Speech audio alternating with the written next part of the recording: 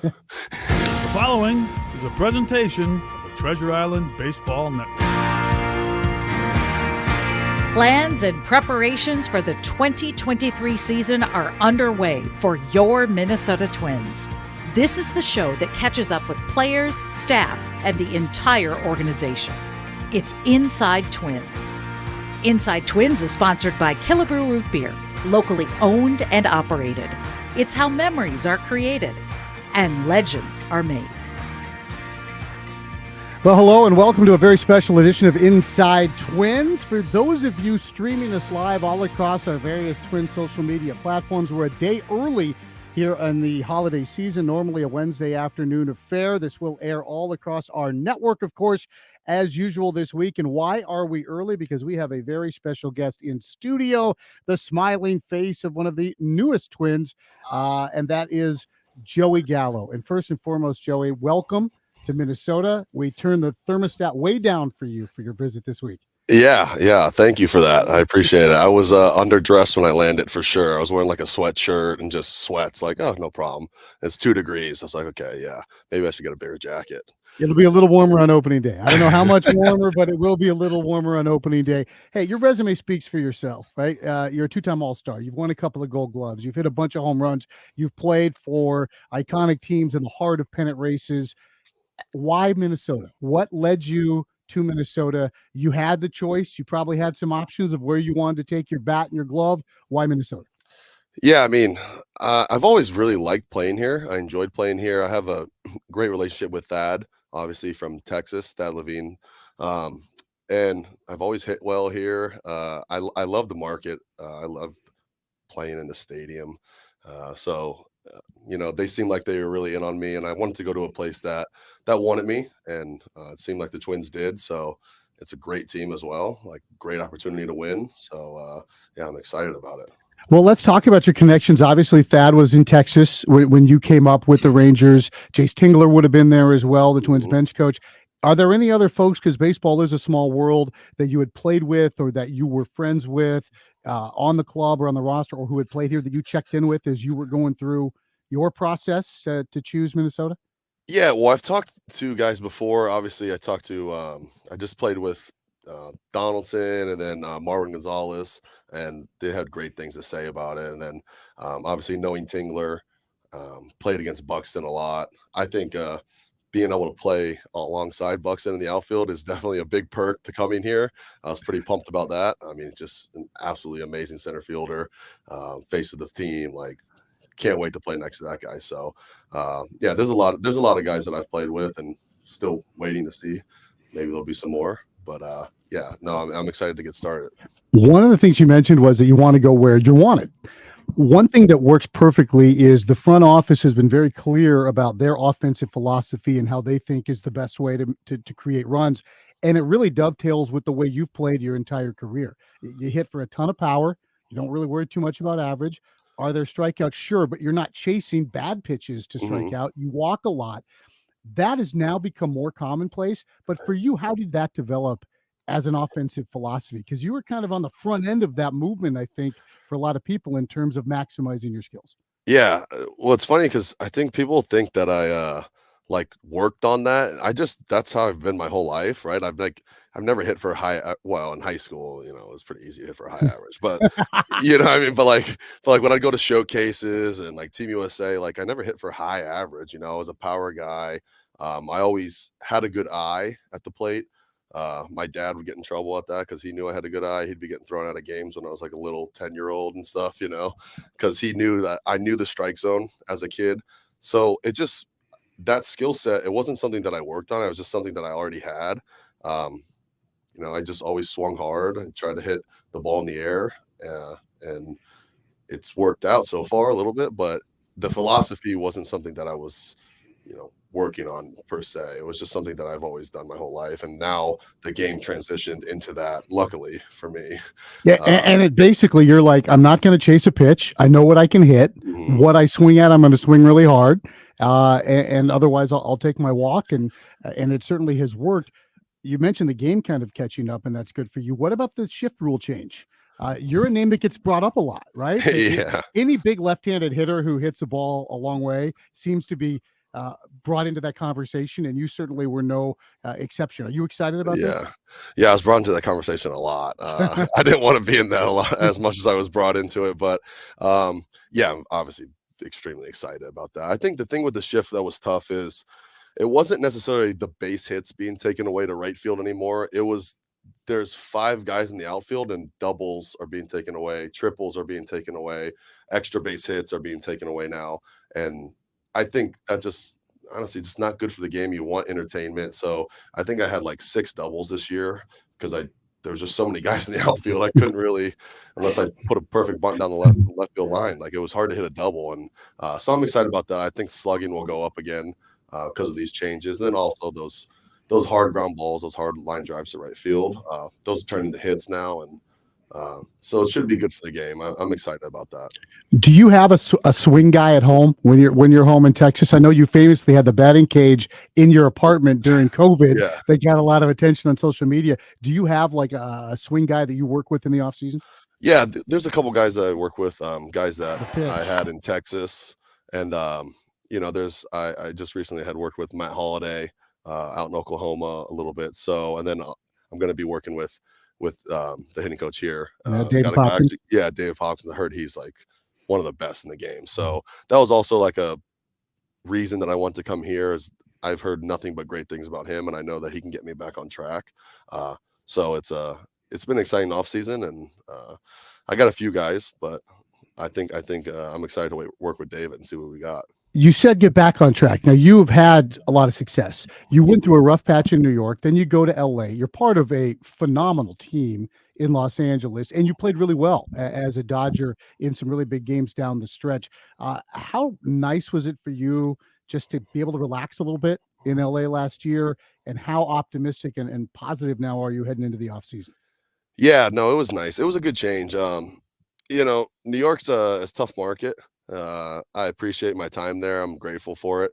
It didn't go the way like I obviously would have storybook written it, but I learned a lot from it. Then obviously going to LA, went to another great team, and the just a more laid back vibe. Like I'm living on the beach now instead of in the middle of Manhattan, right? Like I'm in Manhattan Beach, not Manhattan. So it was a little bit of a change. It was nice to kind of just get to that LA vibe of 75 and sunny every day. And but yeah, no, it was a good experience for me. And now just like I said, trying to get on track this off season and be the best player I can be for the Twins. Manhattan to Manhattan Beach. It's a subtle but massive difference there between It's Manhattan. a huge difference. and Manhattan Beach. Joey Gallo is our guest. We're very excited to have him. People think of you purely as a slugger. I think your defense is not appreciated nearly as much as it probably should be. You won a couple Gold Gloves, so somebody's paying attention. You also have always had one of the more accurate and powerful arms in the game. Is that something that was just natural to you as well, or is that something that you take a lot of pride in the work you've done defensively and with the arm? Yeah, well, I've always had a really good arm. My dad was a pitcher coming up. He played for the Montreal Expos in the minor leagues, threw really hard. So I was always like gifted with a good arm, but also work on it, and make sure that I keep a good arm, strong arm. Came up as a third baseman, so I never touched the outfield until, I think 2017, 2018. And then I got out there because I had a pretty good guy in front of me in Texas at third base, Adrian Beltre. Yeah, the Beltre guy was okay. I don't know if people have heard about that guy, but he was pretty good. So I didn't really have a shot playing there. And then like Prince Fielder was playing first base and Mike Napoli. So I was like, I got to figure out where I'm going to play. They're like, well, just go to left field and see what happens. And ended up being pretty good out there, and I was like, I told the front office, hey, like, I think I want to stay in the outfield. I don't really want to play third base anymore. I don't like getting bullets hit down my throat at third base. And then just moved the outfield and felt comfortable and just kind of came natural to me. And I take a lot of pride in defense, though. I feel like we've seen you in all the positions, too. Like you've run around in center a little bit and you've been in right now. I think the center field spot here in Minnesota, I think the Buxton kids got a chance to stick out there. Do you have a preference, though, left or right field? Well, I love playing right field because just biased a little now because I won 2 Gold Gloves out there. So like, it's just I feel like right field you have more opportunities to throw. That throw to third base, the guy trying to go first to third. You don't really get as many opportunities in left field. And for me, I love using my arm to like change the game and impact the game. So, but like I talked to Rocco already. I said, dude, I'll play wherever. It doesn't matter. Like I'm just trying to help the team win. I can play first. If they put me, I'll get on the mound. If you want me to get on the mound, like I'll throw an inning or two, see what we got there. I used to be all right pitching, so we'll see. But no, it's I'll play wherever I need to play. I think bringing versatility, especially in today's day and age, is it's a huge thing and it helps the team. That's the voice of Joey Gallo. Joey Gallo joining us here on Inside Twins, brought to you by Killebrew Root Beer, locally owned and operated. How memories are created and legends are made. A lot of memories to be created by Joey Gallo in that brand new Twins uniform, which looks awfully sharp here in studio today. Pleased to have you with us all across all our social media platforms, live here on a very chilly Tuesday, and all of you joining us across our radio network on a Wednesday evening. We'll take a break for all our fine radio affiliates. Come back more with Joey Gallo in a moment on your home for Twins baseball.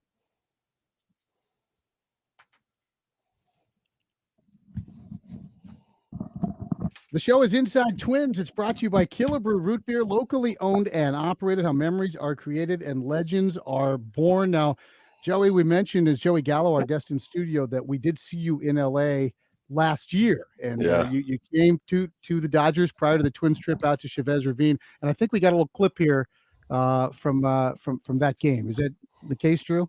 The pitch swung on, hit in the air, hit deep and high, caves at the wall. Gallo gone, 3-run shot, and they're roaring at Dodger Stadium.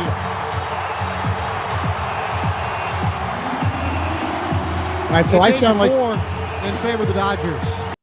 Yeah, I sound like someone kicked my dog because we had just rallied back to within a single run, and you hit that Griffin Jacks ball to left center field. And that was the first time we'd seen you out of a Texas uniform in a while. But you've got power at all fields, obviously. You remember that swing? You remember that pitch? Yeah, I remember.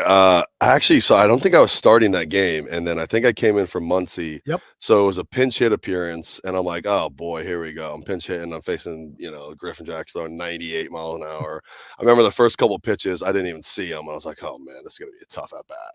And I don't know I don't know what happened. I just took a swing and I hit it, and I was like, oh my God, please get out of here, please, because it was like one of my first games at home and with LA. So you obviously want the fan base to like be excited about you. So that was a big moment for me. It was cool. It kind of changed the game and ended up kind of being like the player of the game for that. But yeah, I was not planning for that at bat, to say the least. And that's probably why I actually hit a homer, because I was just like, all right, let's see what happens. Let's go up there and be free.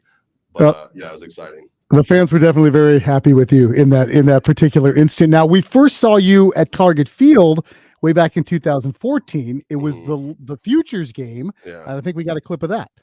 For the players, I mean, what are your perspective on that? I think it's great. It gives these kids a chance to come here and see what it's like to play at a big league stadium. Look at Joey Gallo go. Gives them the opportunity to do that, and then want to come back and make the big league club. Maddie.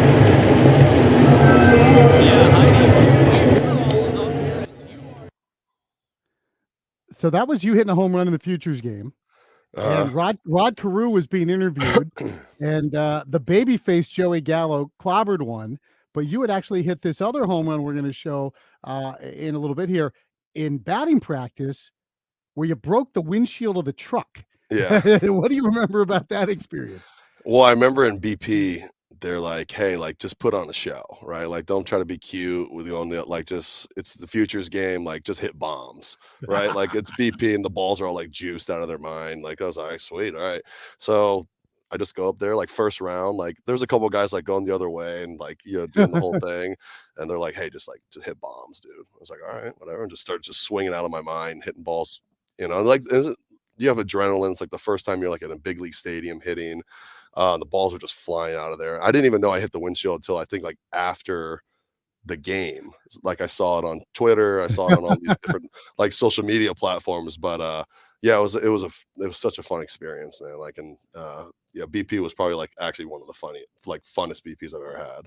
Yeah, we've decided also. Mitch told us you were MVP of the Futures game. We decided. Yeah, I know. Right? I forgot if I wasn't.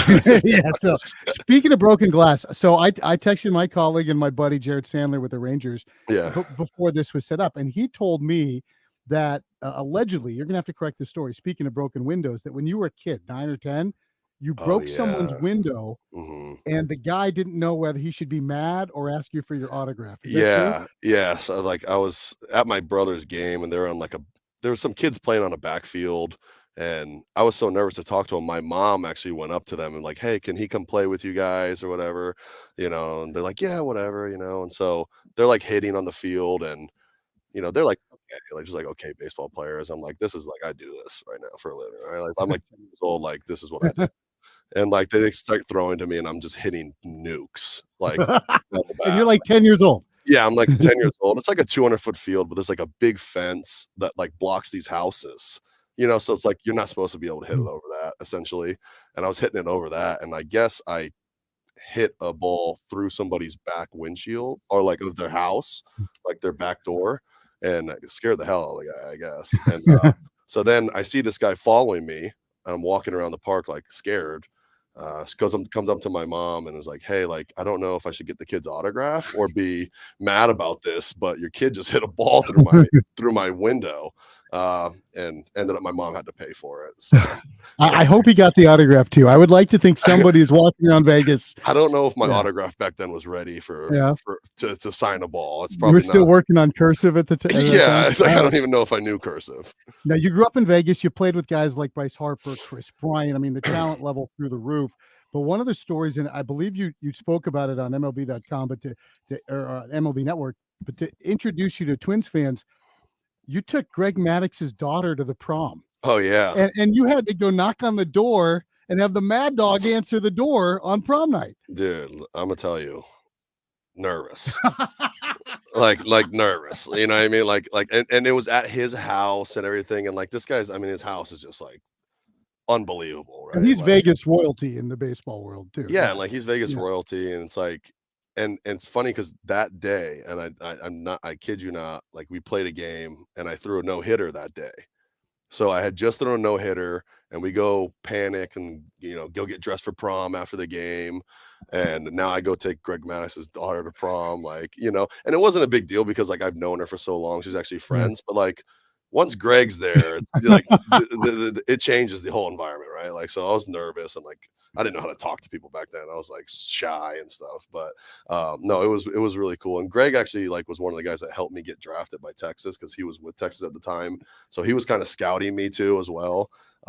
So it was I had to keep my head on straight there for prom for sure. Yeah, I can see him like, "What? You use more than 90 pitches? What's wrong with you?" Yeah. Like, I mean, you should throw more two seams, and like I'm like, anyway. You come from an Italian family. Your grandparents Sicilians, right? I believe your parents are your both your mom and your dad have Sicilian heritage. My mom, her mom was Sicilian, and we got the Tizzolinos, and we got all of them in the family. Yeah. Baldelli, does he count as Italian? Because I don't know if he's Sicilian. I know he's Italian. Do you count him in the club or not? Yeah, I mean, I count them. We can get as many Italians in baseball as we can get. Like we're trying to represent a little bit. And there's a lot. There's actually like a pretty good amount.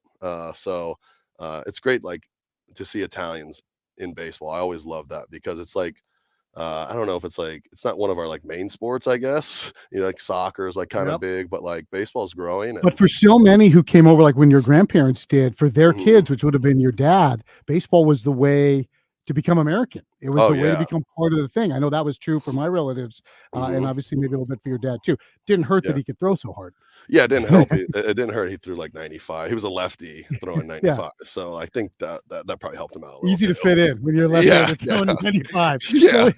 Joey Gallo is our guest. We are live all across the Twin social media here on Inside Twins. It's brought to you by Killebrew Root Beer. We'll take a break. We'll come back. One final segment with Joey Gallo on Inside Twins right here on your home for Twins baseball.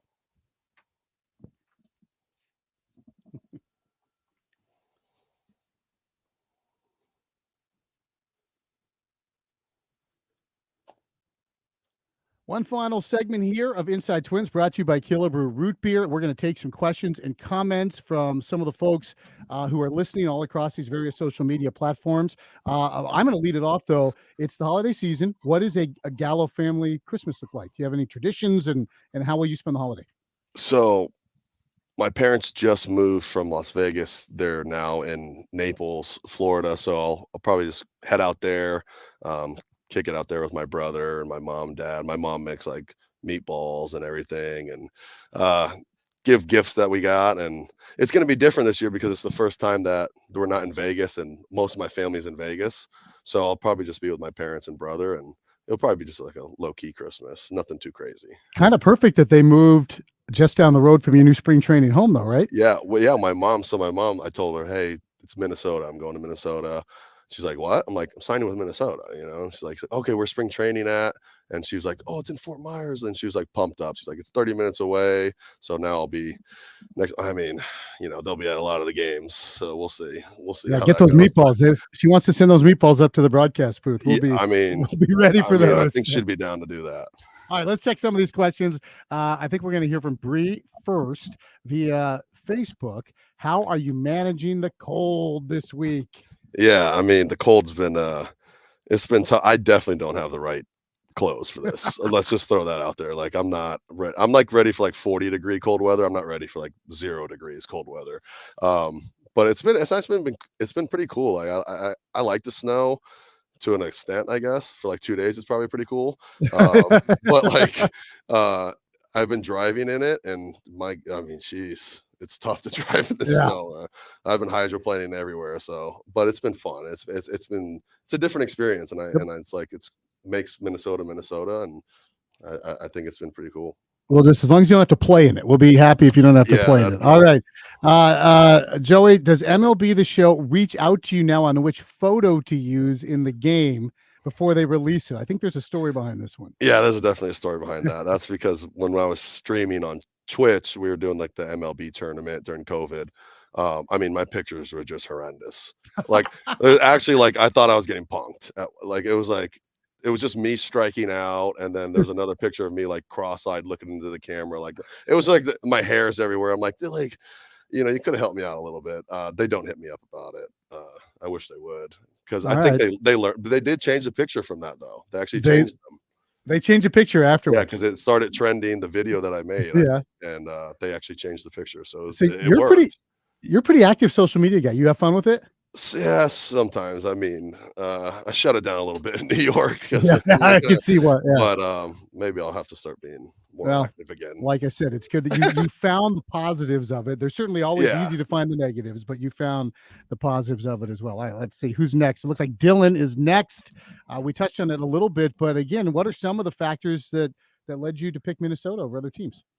Yeah, I mean, I like playing here. I love this stadium. I think it's a team that has like a great chance to win.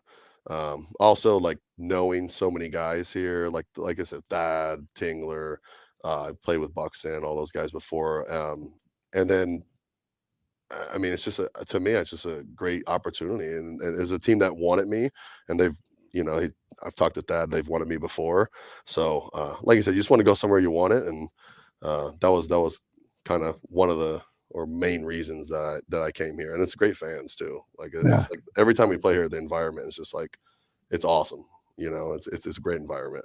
In the early stages of this ballpark, it was harder to hit home runs, and then suddenly now the ball's flying a little bit more. So that doesn't hurt either. Matt Altman is on Facebook today, wants to say welcome to you. Justin says you're going to be a great addition to the team, and the Big Apple Bombers. A snarling judge in his picture says, welcome to Minnesota, Joey. So was that had to be about the biggest outfield MLB's ever had, right? I think there was. I think it and Judge and who was Stanton at the same time. Yeah. I was the smallest guy. Yeah. Like, when they changed pictures, we have to like meet in center field and just talk. And I'm like looking up at people. I'm like, man, I don't like this. This like I feel like a little kid. Like, what's going on right now? You're like, I'm the small forward in this group. Yeah, what are you, 6'6", 6'5", 6'6"? Yeah, I'm 6'5", like 245, 250, and these guys are like just towering over me, like making me just feel like so small. I was like, man, this is not a good look. We'll see if we can get some little guys to stand next to you this year. Let's see. Yeah, that'd be great. Is it Bryce? I think here. Let's see what Bryce. Favorite ballpark to play in. You don't have to choose Target Field, by the way. You played in all the good ones. You played as a home player in two of the iconic ballparks last year. You hit the first home run ever in the new ballpark in Texas. You've seen them all. You have a favorite? Man, that's a good question. They're all so different in different ways. I mean, I'm not gonna say Target Field because that's a cliche answer. I actually really do like playing here. I'd say it's probably like a top 3 ballpark for me. LA was cool. I liked playing in LA. The vibe there was like really like laid back. It was like real Cali vibe. The fans were like really good. They were like really supportive.